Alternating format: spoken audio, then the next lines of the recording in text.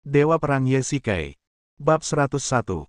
Di pagi hari, Yesikai bangun pagi-pagi, bangkit perlahan, dan menatap putri tidur di tempat tidur.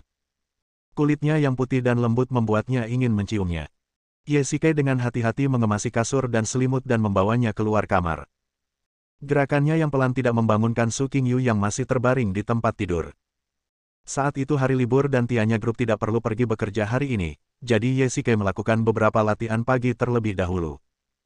Fasilitas kebugaran di komunitas tersebut sangat lengkap.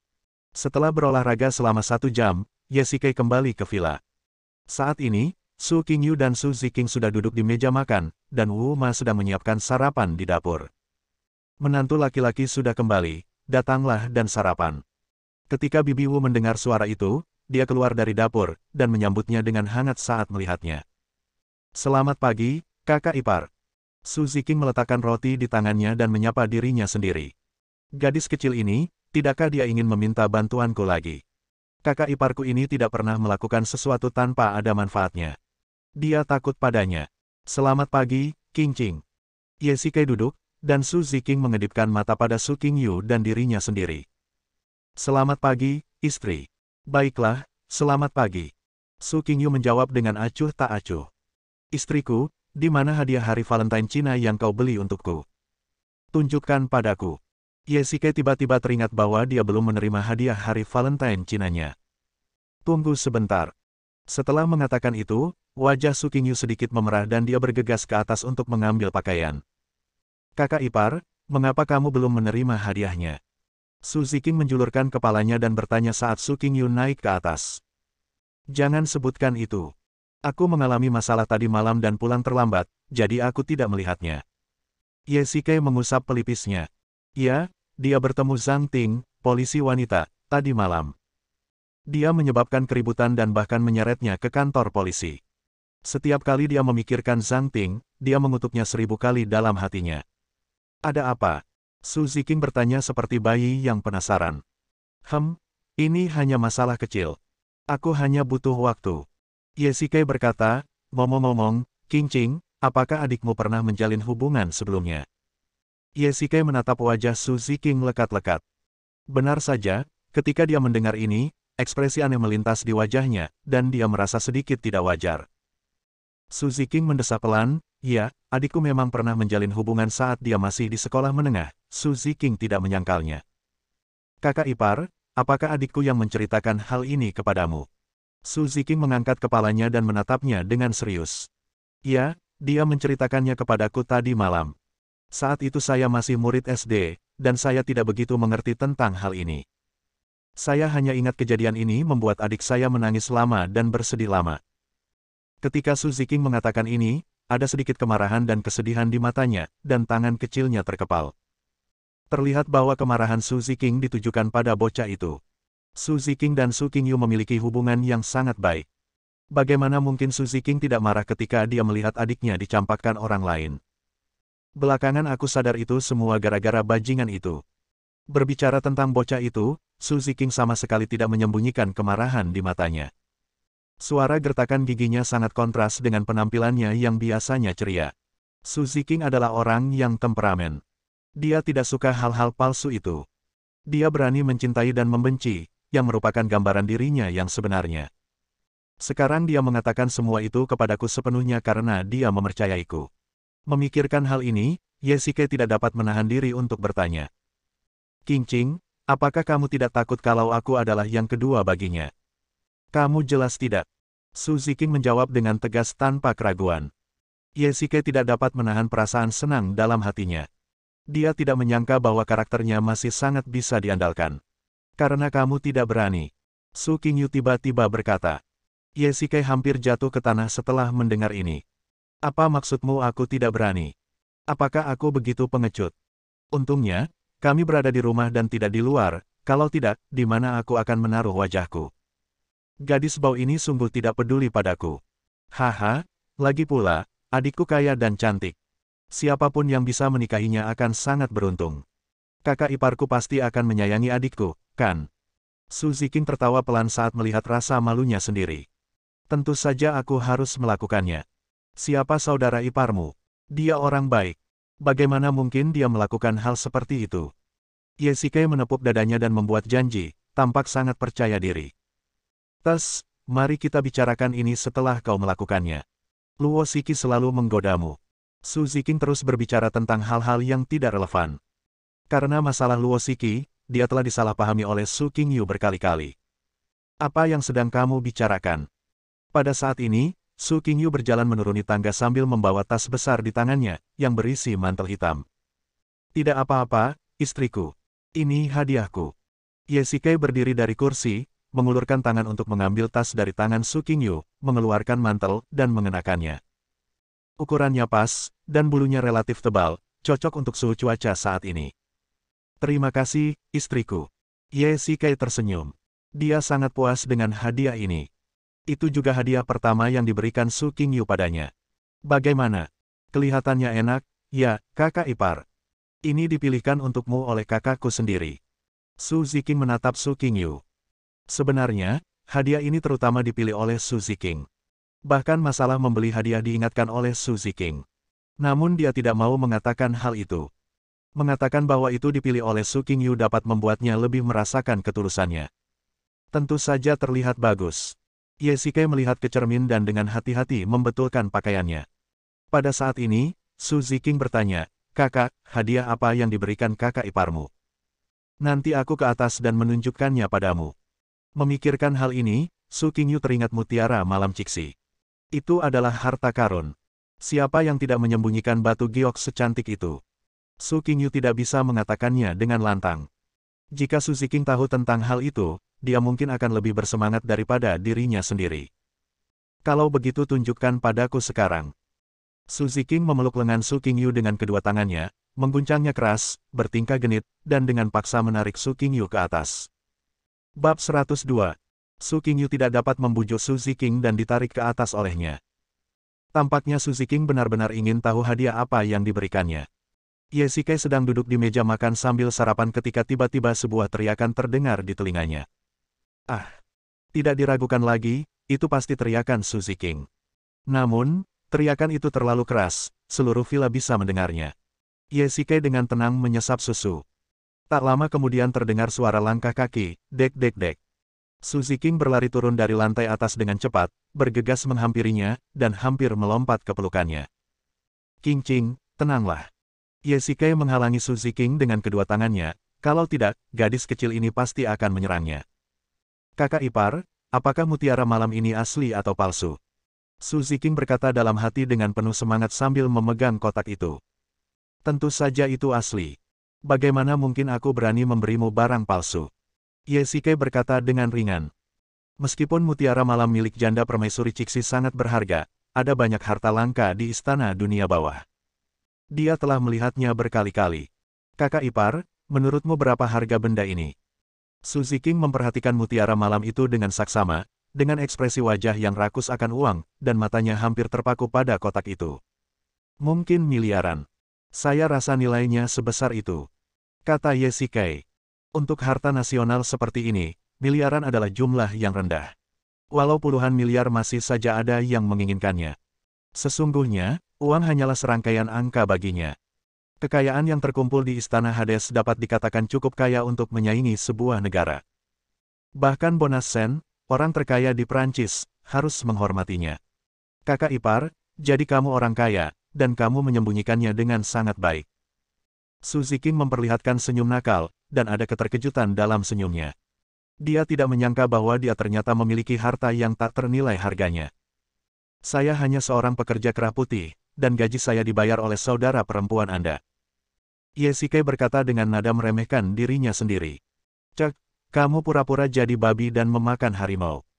Kamu punya barang berharga, kenapa kamu peduli dengan gaji kecil itu?" Su Ziking memalingkan kepalanya. Cara dia mengatakan hal itu membuatnya terdengar seperti dia serakah terhadap uang. Bukankah banyak orang kaya yang suka melakukan pekerjaan sambilan saat ini? "Kakak ipar, kamu tidak sebaik itu. Lihat betapa baiknya aku padamu. Aku bahkan membantumu mengejar adikku." Mata Su Ziking berbinar. Jelaslah bahwa dia menganggap dirinya sebagai orang kaya setempat. Kalimat, "ingin uang," hampir tertulis di wajahnya. Dia bahkan memainkan kartu emosional. Ingat gadis bau ini, dia sering memintaku untuk disalahkan atas dirinya di masa lalu. Tidak lagi. Lupakan saja ide itu. Ini adalah harta nasional, bukan kubis. Anda tidak bisa memakannya kapanpun Anda mau. Yesike menyesap susu dan berkata dengan ringan, gadis nakal ini, biarkan dia membangkitkan nafsu makannya terlebih dahulu. Saya tidak percaya, saudara ipar. Anda harus tetap memilikinya, saudara ipar, kumohon. Su Ziking mulai bertingkah seperti anak manja dan melemparkan dirinya ke pelukannya, mengguncang dirinya sendiri tanpa henti. Kedua matanya yang besar penuh dengan air mata dan dia tampak sangat menyedihkan. Kamu mahasiswa yang belum lulus, apa yang kamu inginkan dari hal-hal seperti ini? Mengapa kamu tidak belajar dengan giat dan mengabdi pada negara? Kamu memikirkan hal-hal remeh itu sepanjang hari. Rasanya tidak pantas bagi seorang mahasiswa untuk membawa harta nasional seperti itu, dan keinginan adalah hal yang paling menakutkan. Yesike khawatir Su Ziking akan menjadi sombong, tetapi mentalitas Su Ziking normal. Bagaimanapun, ini adalah harta nasional. Aku sudah membantumu mengejar adikku, sebaiknya kau beri saja aku. Upah kerja, tidak. Su Ziking tidak tahu harus berkata apa sejenak, biaya tenaga kerja miliaran, apakah Anda berani meminta lebih? Qingqing, aku berjanji padamu, saat kamu menemukan pacar, aku akan memberimu hadiah. Pekerjaan Su Ziking yang lambat membuatnya sedikit tak tertahankan. Gadis kecil ini tidak akan menyerah sampai dia mencapai tujuannya, jadi Yesike memikirkan sebuah kompromi. Ketika Su Ziking mendengar kata pacar, wajahnya memerah. Dia bahkan tidak berani melihat dirinya sendiri. Dia sedikit malu.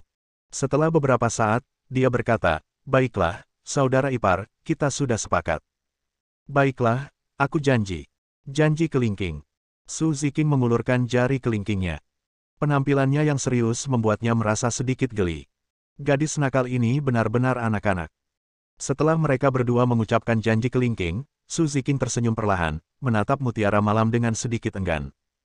Tampaknya hadiah semacam ini masih sangat mematikan bagi para gadis lajang. Tampaknya dia harus meminta Ghost untuk mendapatkan dua lagi. Jika suatu hari Su Qingyu tidak bahagia, dia bisa memberikannya untuk menghiburnya. Kakak ipar, aku merasa tidak bisa menemukan pacar. Tiba-tiba, Su Ziking menjadi sedikit frustrasi, seperti bola yang kempes, dan membuat dirinya bingung. Qingqing, bagaimana mungkin? Lihat dirimu, kamu sangat cantik, kurasa banyak anak laki-laki yang mengejarmu. Yesike bercanda. Namun, kecantikan Su Ziking 100% asli. Dia terlihat 30% mirip dengan Su Qingyu. Saya dengar dia dan Han Ruoyao sama-sama gadis kampus ternama di Universitas Yanjing. Tapi aku tidak suka mereka. Orang-orang itu semua orang kaya generasi kedua yang munafik, pejabat generasi kedua, dan sebagainya. Mereka tidak punya bakat atau pengetahuan yang nyata. Mereka hanya tahu cara menggunakan uang untuk menyerang orang lain. Aku bukan tipe gadis yang memuja uang. Su Ziking berkata dengan ekspresi jijik di wajahnya. Dalam hal ini, dia dan Su Qingyu persis sama. Kamu sama saja seperti kakakmu. Yesike berkata, apakah kamu memiliki seseorang yang kamu sukai sekarang? Aku. Su Ziking tersipu, mendongak melihat dirinya sendiri, lalu cepat-cepat menundukkan kepalanya, menggertakkan giginya, dan berkata, tidak. Qingqing, ada banyak pria baik. Aku yakin kamu akan bertemu dengan salah satunya. Yesike mengulurkan tangan dan membelai kepala kecil Su Ziking. Baiklah, kakak ipar, aku akan ke atas dan mengembalikan barang-barang itu kepada adikku terlebih dahulu. Baiklah, kalau begitu kamu harus berhati-hati dan jangan sampai terjatuh. Yesike memberi instruksi. Melihat punggung Su Ziking saat dia naik ke atas, Yesike tersenyum tipis. Kapan gadis kecil ini akan tumbuh dewasa? Setelah sarapan, Yesike berencana memanfaatkan akhir pekan untuk berjalan-jalan di sekitar Yanjing dan merasakan perubahan selama bertahun-tahun. Setelah sarapan, Yesike meninggalkan villa. Menatap jalanan Yanjing, Yesike merasa seperti orang asing yang paling dikenalnya. Untuk sesaat, dia tidak tahu kemana harus pergi. Tiba-tiba sebuah ide muncul dalam pikirannya. Yesike memanggil taksi dan tiba di kota tua Yanjing setelah melalui banyak tikungan dan belokan. Di depannya ada sekelompok rumah sederhana yang tampak sangat bobrok. Ada juga tempat pembuangan sampah di dekatnya. Di Yanjing, di mana setiap jengkal tanahnya berharga, banyak sekali personel akar rumput yang tinggal di sini. Dan saya tumbuh di sini. Bab 103. Saat ini, Zaman terus berubah setiap harinya. Yanjing telah mengalami perubahan luar biasa sejak saya pergi.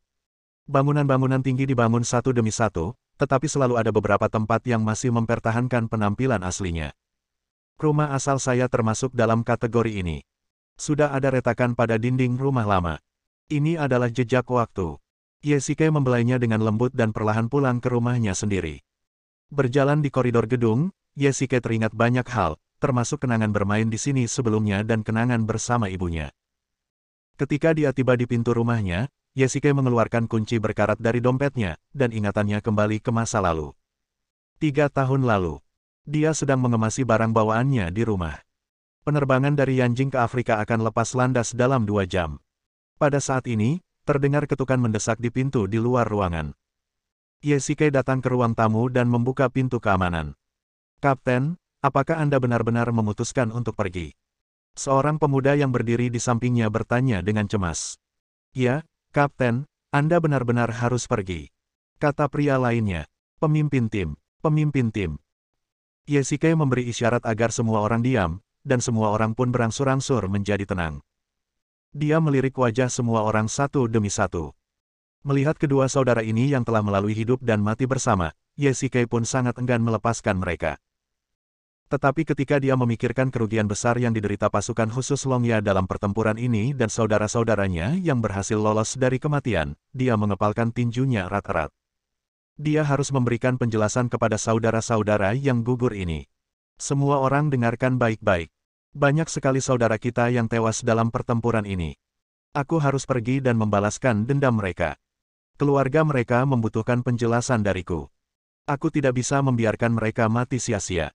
Pada titik ini, semua orang yang hadir mengepalkan tangan mereka, mata mereka dipenuhi amarah. Pria itu pemberani. Para bajingan itu membunuh rekan satu tim mereka, dan mereka ingin segera membunuh musuh-musuh itu, memakan daging mereka, dan tidur di atas kulit mereka. Yesike juga tidak mau melakukannya. Seharusnya tidak ada masalah dengan operasi ini, tetapi karena suatu alasan, tim pasukan khusus dikepung oleh musuh di tengah perjalanan. "Kapten, karena kau ingin membalas dendam, bawalah aku bersamamu." Seorang pria berbicara lebih dulu. "Ya, Kapten, hitung aku ikut. Aku juga ingin pergi." Untuk sesaat, kerumunan itu begitu bersemangat hingga mereka ingin mengangkat senjata dan kembali ke garis depan. "Tidak, kamu harus tinggal." Yesike melambaikan tangannya. Meskipun dia sangat marah dan tidak rela, dia tidak kehilangan akal karena marah. Pasukan khusus Longya adalah pisau tajam Tiongkok, kekuatan bayangan yang tidak ada. Semua orang di dalamnya adalah orang-orang terbaik yang dipilih dari seluruh pasukan. Mereka adalah kaum elit yang bertahan setelah melewati ujian berat. Negara ini telah menghabiskan begitu banyak tenaga kerja dan sumber daya material untuk melatih tentaranya dengan susah payah agar dapat mempertahankan diri dari agresi asing dan menjaga stabilitas dalam negeri. Karena pertempuran ini, vitalitasnya sudah rusak parah. Jika mereka meninggalkan tentara bersamanya, itu akan mengerikan. Belum lagi apakah atasannya akan setuju, dia tidak akan setuju. Sebagai seorang prajurit, segala sesuatunya harus berdasarkan pada kepentingan negara. Kalian semua adalah elit negara ini dan negara ini tidak akan bisa hidup tanpa kalian. Sebagai komandan, saya memiliki tanggung jawab yang tidak dapat dilakukan atas kegagalan pertempuran ini, jadi saya pensiun kali ini untuk mencari keadilan bagi mereka. Yesike berkata dengan sungguh-sungguh, dan semua orang berangsur-angsur menjadi tenang, tetapi mereka masih tampak tidak mau. Yesike melihat sekelilingnya, melihat belasan wajah yang dikenalnya, lalu mendesah pelan. Kali ini dia pensiun untuk pergi ke luar negeri dan menjadi tentara bayaran. Hanya dengan cara inilah dia dapat menemukan lawannya dalam pertempuran itu dan membalaskan dendam rekan-rekannya. Namun, lingkungan di luar negeri berbeda dengan di dalam negeri, terutama di Afrika dan Eropa, yang merupakan surga bagi tentara bayaran. Jika mereka tidak berhati-hati, mereka akan mati. Hanya sekitar selusin orang yang tersisa diselamatkannya dengan mempertaruhkan nyawanya. Yesike benar-benar tidak bisa membiarkan mereka mengambil risiko ini. "Tetapi, Kapten," seorang pria ingin berbicara, tetapi mengurungkan niatnya.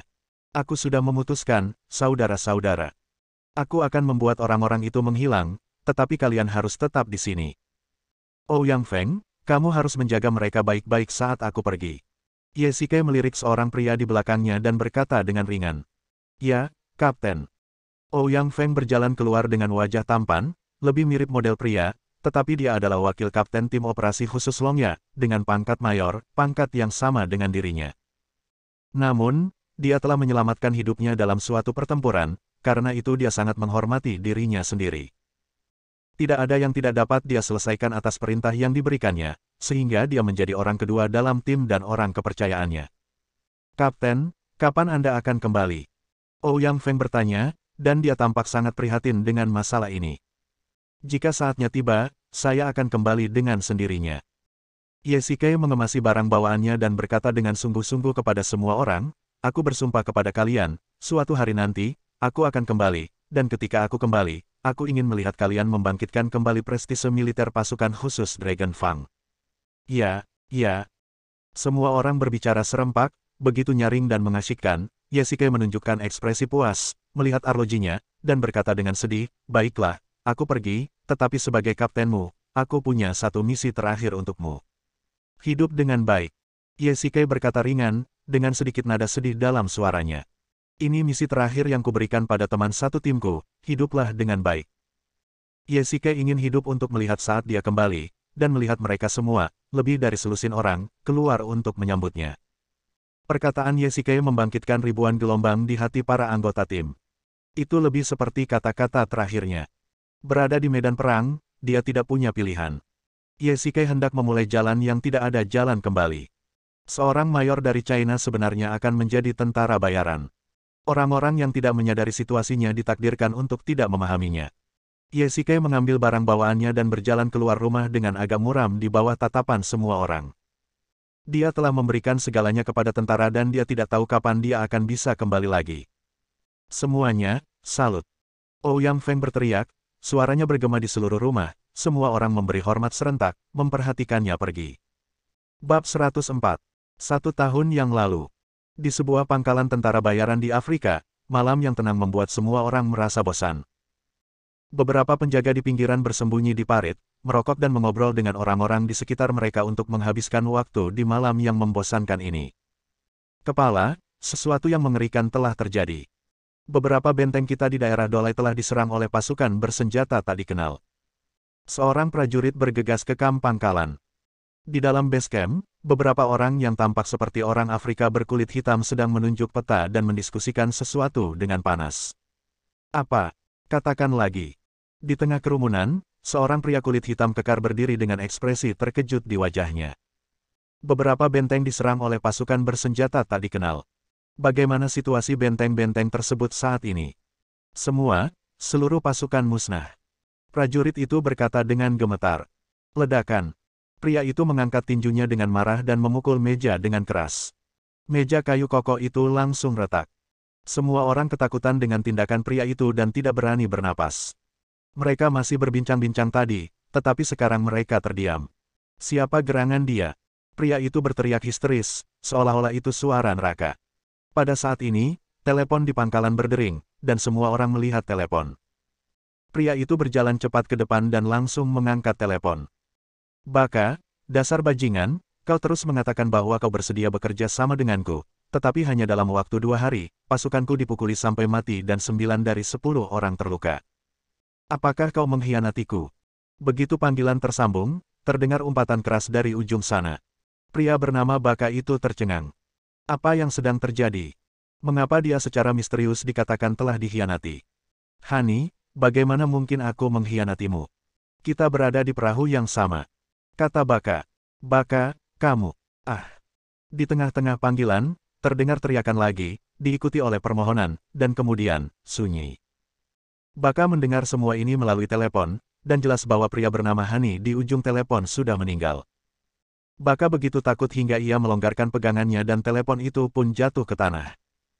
Dia biasanya seorang pria yang brutal dan kuat, tetapi sekarang dia begitu takut sehingga dia bahkan tidak bisa memegang telepon. Pada saat ini, seorang prajurit berjalan masuk dengan gemetar sambil membawa setumpuk dokumen, dan menyerahkan dokumen tersebut kepada seorang pria berkacamata, yang tampak seperti perwira staf. Pria itu membuka dokumen itu dan membacanya dengan cepat. Lama-kelamaan wajahnya makin jelek, seakan-akan dia baru saja melihat kiamat. Ketua, ini buruk. Mereka yang bekerja sama dengan kita dibunuh oleh orang tak dikenal. Pria itu membanting dokumen di atas meja dan bergegas ke Baka dan berkata, "Apa katamu? Mereka semua terbunuh. Siapa orangnya?" Baka memegang kepalanya dengan tangannya. Dalam beberapa hari terakhir, bukan hanya pasukannya sendiri, tetapi juga mereka yang bekerja sama dengannya, telah menderita pukulan yang menghancurkan seperti Hani tadi. Kecepatannya begitu hebat dan pukulannya begitu dahsyat, bahkan orang yang terlatih dalam pertempuran seperti dia belum pernah melihatnya sebelumnya. Orang-orang di ruangan itu langsung mulai berbicara. Dari apa yang dikatakan tadi, mereka kira-kira tahu apa yang terjadi baru-baru ini.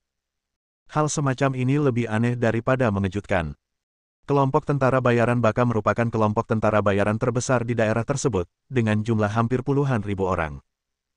Mereka dilengkapi dengan senjata canggih yang diimpor dan bahkan mengendalikan pemerintahan beberapa negara kecil di dekatnya.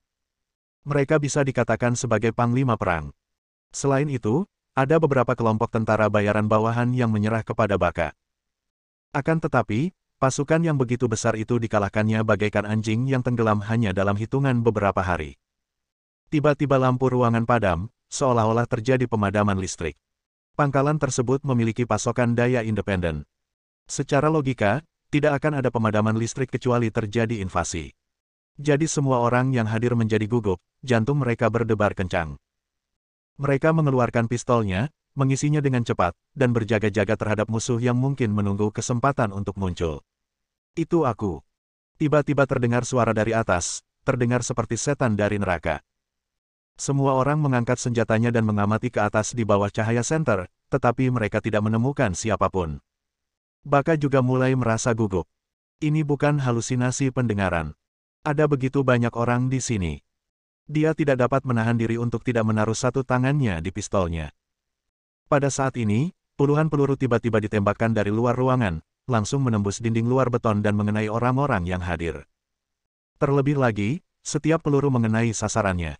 Semua orang yang hadir menjadi panik, dan beberapa orang yang memahami militer merasa putus asa. Tembakan itu berasal dari baret, senapan runduk antimaterial terkenal yang bahkan dapat menembus baju besi. Sekarang, peluru yang mengenai orang-orang itu hanyalah pembantaian. Beberapa orang bahkan seluruh lengannya tertembak. Kekuatan dahsyat yang dibawa peluru berkaliber besar membuat semua orang putus asa. Beberapa orang ingin berlari menuju pintu keluar, tetapi daya tembak di pintu lebih kuat lagi, dan mustahil bagi mereka untuk bergegas keluar. Sesaat seluruh rumah dipenuhi suara tembakan, jeritan, dan tangisan. Semenit kemudian, suara tembakan berhenti total, dan suara-suara di dalam rumah juga berhenti. Lampu di atap tiba-tiba menyala, menerangi seluruh rumah. Baka begitu ketakutan melihat kejadian itu hingga tangannya gemetar. Semua orang di dalam rumah, kecuali dirinya sendiri, tergeletak di genangan darah. Sebagian besar tubuh orang-orang itu hancur, kehilangan lengan dan kaki, yang membuat orang-orang berkeringat. Baka mengeluarkan pistolnya, tetapi dia begitu ketakutan sehingga dia bahkan tidak mengisi pelurunya. Pada saat ini, seorang pemuda berjalan masuk perlahan, mengenakan jubah hitam. Wajahnya tidak terlihat karena tertutup jubah. Di belakangnya ada dua orang yang juga berpakaian hitam. Baka mengarahkan senjatanya ke arah mereka, tetapi dia tampak pucat, seolah-olah dia bahkan tidak memiliki kekuatan untuk menembak.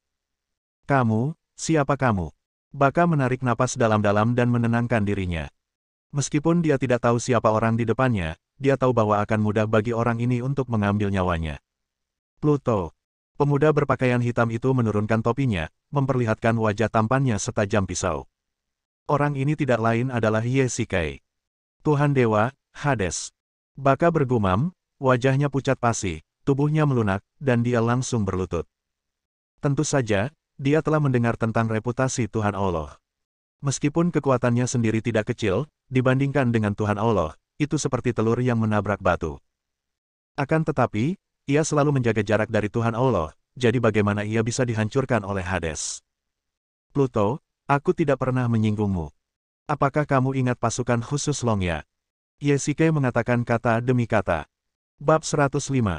Pasukan khusus gigi naga. Ketika Baka mendengar kata-kata ini, seluruh tubuhnya tak kuasa menahan gemetar. Pria muda bertampang oriental di depannya adalah tentara Cina yang misterius. Orang Tiongkok mungkin tidak tahu tentang hal itu, tetapi dia telah membuat masalah di sini begitu lama, bagaimana mungkin dia tidak tahu tentang pasukan ini? Dahulu kala, pasukan ini adalah musuh bebuyutan semua kelompok tentara bayaran. Jika dia tidak menyatukan orang-orang dari berbagai kelompok tentara bayaran dan menggunakan taktik gelombang manusia untuk mengepung dan memusnahkan mereka 2 tahun lalu, dia tidak akan bisa berkembang secepat sekarang. Kepala setiap anggota tim pasukan khusus ini telah diberi hadiah di dunia bawah tanah. Sebagai komandan pasukan ini, Kepala Yesikai pernah ditawarkan dengan harga selangit oleh kelompok tentara bayaran, namun tidak ada kelompok tentara bayaran yang pernah mampu memperoleh hadiah ini. Yesikai adalah mimpi buruk semua tentara bayaran. Namun, sejak kegagalan pertempuran itu, Baka juga menjadi terkenal. Mantan Dewa Perang telah dikalahkan di tangannya sendiri, dan ini adalah sesuatu yang seharusnya dibanggakan oleh Baka. Identitas pemuda di depannya ternyata adalah Dewa Pluto yang terkenal. Sosok pemuda itu berangsur-angsur tumpang tindih dengan sosok mantan kapten pasukan khusus Dragon Fang dalam benaknya. Itu kamu. Pupil mata Baka mengecil. Jelaslah dia mengenali pemuda di depannya. Dia adalah musuh bebuyutannya 2 tahun lalu. Meskipun tim pasukan khusus hampir tewas dan menderita kerugian besar setelah pertempuran itu, jasadnya tidak ditemukan selama pembersihan medan perang. Namun, Baka yakin bahwa tim pasukan khusus itu akan hancur, jadi dia tidak terlalu memperhatikannya. Tanpa diduga, keduanya bertemu lagi dengan cara ini hari ini. Kamu tidak menyangka aku kembali. Yesikai membawa kursi dan duduk di depan Baka. Saat ini, Baka berlutut di depannya seperti seorang tahanan. Bagaimana kamu bisa menjadi Pluto? Kata Baka. Bagaimana bisa mantan kapten pasukan khusus itu tiba-tiba berubah menjadi Pluto dan muncul di hadapannya? Yesikai tidak menjawab Baka. Tidak perlu baginya membuang-buang waktu berbicara dengan orang yang sudah mati. Dia mengulurkan tangan kanannya dan mengaktifkan kekuatan internalnya. Dia benar-benar mencengkeram leher Baka di udara dan menariknya ke udara. Baka juga panik. Rasanya seperti lehernya dicekik oleh seseorang. Dia mengulurkan tangannya untuk meronta, tetapi tidak dapat menyentuhnya sama sekali. Itu seperti telekinesis dalam film fiksi ilmiah. Ia telah mendengar bahwa Tuhan Allah memiliki kemampuan-kemampuan yang tidak dimiliki oleh orang-orang biasa. Sekarang dia melihat bahwa itu benar. Pluto, tunggu sebentar, aku punya informasi. Ketika Yesikai mendengar ini, warna aneh melintas di matanya. Dia berbalik dan menatap 2 orang di belakangnya. Keduanya mengangguk sedikit, perlahan mengulurkan tangan mereka, dan menarik kembali kekuatan internal mereka. Baka pun kehilangan berat badannya dan langsung terjatuh ke tanah, terlihat sangat malu. Dia menarik napas beberapa kali sebelum pulih. Katakan padaku, informasi apa? Yesikai berkata dengan dingin. Saya bilang, bisakah kau mengampuni nyawaku? Baka sekarang menjadi tahanan, hidup dan matinya ada di tangannya sendiri. Pada saat ini, sikap mendominasi yang biasa dia tunjukkan sudah lama hilang, saat menghadapi kematian, kepengecutannya pun terungkap. Jika kau tidak memberitahuku, kau akan mati sekarang. Yesikai tampak tidak senang. Domba yang akan disembelih itu sebenarnya sedang tawar-menawar dengannya. Dia menaruh telapak tangannya di atas meja tak jauh dari situ dan meremasnya pelan. Seluruh meja langsung berubah menjadi bubuk karena aksi kekuatan internalnya. Aku akan beritahu kau, aku akan beritahu kau. Baka ketakutan. Kemampuan Yesikai jauh melampaui imajinasinya. Akan mudah baginya untuk bunuh diri sekarang. Untuk misi itu, kami mengetahui rute pertempuran Anda sebelumnya. Kata Baka. Kalimat ini seperti bom yang meledak di hatinya. Dia selalu bertanya-tanya mengapa pasukan khusus itu ditemukan oleh musuh meskipun operasi mereka rahasia. Ternyata mereka telah mengetahui rutenya sejak lama. Bagaimana kamu tahu? Saat dia mengatakan ini, wajah Yesikai menjadi semakin jelek. Dari perkataan Baka, dia sudah dapat memastikan bahwa pertempuran itu jelas bukan sekadar kesalahan belaka. Bagaimana rencana tempur pasukan khusus dapat diketahui sebelumnya? Yesikai mengepalkan tangannya, ingin segera mengetahui kebenarannya. Malam sebelum pertempuran, saya menerima sebuah dokumen di kotak surat pribadi saya. Baca perlahan menceritakan apa yang terjadi malam itu. Malam itu, saya mengkhawatirkan pertempuran dengan beberapa pemimpin tentara bayaran. Saat ini, sebuah berkas diterima di kotak surat pribadi di komputer saya. Ini adalah rute aksi pasukan khusus Longya besok. Kami akan mengerahkan pasukan sesuai dengan persyaratan untuk memburu Yesikai. Baka bergumam. Awalnya saya tidak mempercayai dokumen ini, tetapi ketika saya melihat peta yang terlampir, saya mulai mempercayainya. Peta itu sangat terperinci, setingkat militer, dan rutenya sangat jelas. Bahkan memberitahu kita di mana harus menyergap dan menyebarkan. Kelihatannya terorganisasi dengan baik dan tidak tampak palsu. Saya menunjukkan peta itu kepada para pemimpin tentara bayaran, dan akhirnya kami semua cocok dan memutuskan untuk mengadopsi rencana ini. Meskipun kami semua bingung saat itu, tidak ada pilihan lain dalam situasi itu, jadi kami membuat beberapa modifikasi kecil dan mulai menyusun rencana. Siapa yang mengirimimu berkas itu? Wajah Yesike menjadi pucat, dan dia berharap bisa menguliti pria ini hidup-hidup untuk membalaskan dendam atas kematian saudaranya. Saya juga tidak tahu. Berkas itu dikirimkan kepada saya secara anonim dan saya tidak dapat menemukan sumbernya sama sekali. Baca berkata, tidak ingin orang itu berbohong padanya. Karena orang ini mengirimkan berkas tersebut secara anonim, dia pasti tidak ingin berkas itu ditemukan oleh orang lain. Saat Yesike mengetahui semua ini, kebenciannya terhadap orang anonim ini bahkan melebihi kebenciannya terhadap Baka. Kematian saudara-saudaranya di pasukan khusus, sebagian besar, disebabkan oleh kebocorannya. Tuan Pluto, kalau begitu aku bisa, setelah Baka menyampaikan berita ini, dia berharap Yesike bisa mengampuni nyawanya. Kau telah membunuh begitu banyak saudaraku, dan kau masih ingin pergi. Yesike berkata dengan dingin. Dia telah memutuskan untuk membunuh. Tidak peduli apakah itu Baka atau orang anonim itu, mereka berdua ada dalam daftar kematiannya. Tuan Pluto. Baka tampak malu-malu, dan tampaknya ia ditakdirkan untuk mati. Kalau begitu, dia mungkin juga mencobanya. Baka meraih pistolnya dan ingin mati bersama Yesike. Pada saat ini, seorang pria di belakang Yesike bergerak. Ah! Detik berikutnya, Baka jatuh ke tanah dan berteriak seperti babi yang sedang disembelih. Lengan yang memegang pistol langsung jatuh ke tanah dan terpisah dari tubuhnya dalam sekejap. Darah menyembur keluar dari luka itu bagaikan air mancur. Pria itu memasukkan pisau panjang di tangannya ke dalam lengan bajunya. Bagi seorang kultivator, tindakan Baka hanyalah mencari kematian. Biarkan aku menghancurkan jiwa itu. Yesike berkata dengan dingin. Pria itu menanggapi dengan mundur 2 langkah. Bersambung.